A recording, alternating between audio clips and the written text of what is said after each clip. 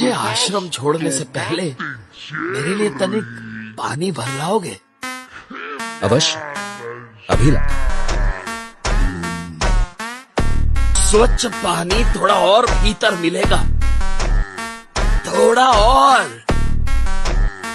बस बस पहुंच गए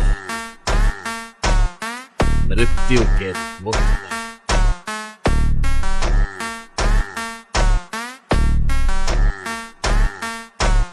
मरो हनुमान मरो। रावण से पुरस्कार मैं अपने लिए एक राज्य लूंगा। महाकायर हुआ तो क्या, महाराज भी बनूंगा।